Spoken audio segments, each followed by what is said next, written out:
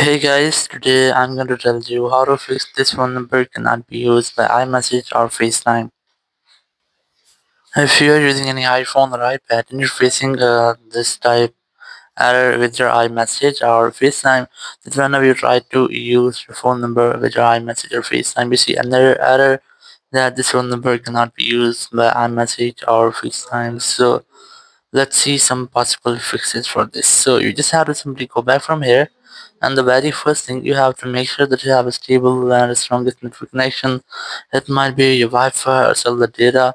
Then you have to go ahead to your settings app, go to general, go to software update, and you have to try to update your software.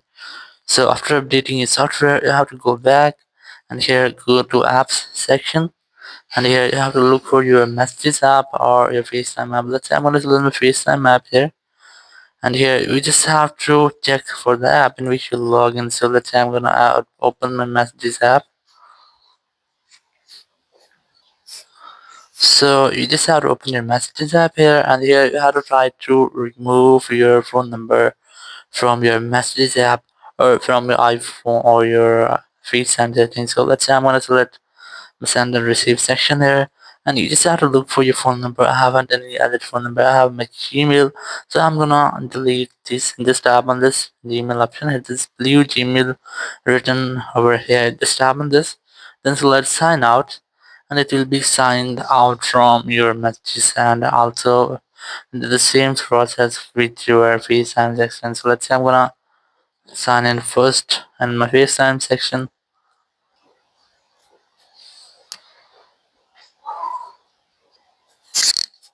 So now in FaceTime, just scroll down and look for the you can read my FaceTime ad. It's mail or your phone number.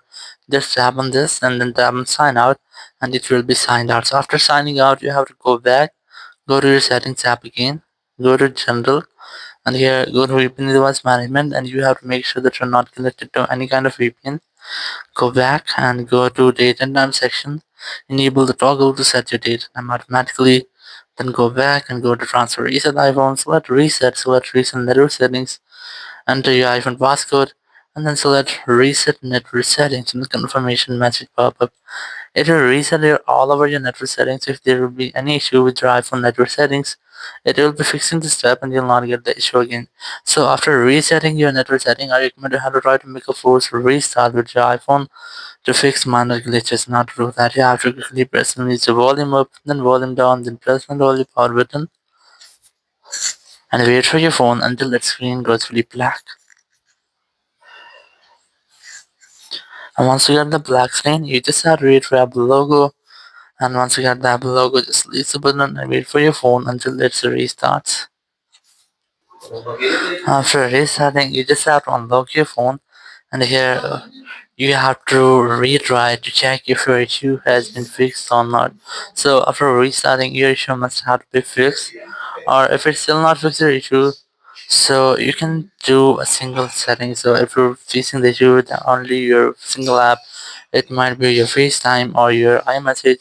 Let's say, for example, my issue with a single FaceTime app. So I'm gonna open my general section, go to iPhone storage here, just tap on the search option, and you just have to search for FaceTime, and you'll get that app. Just tap on this, tap on offload app, and then tap on offload app again.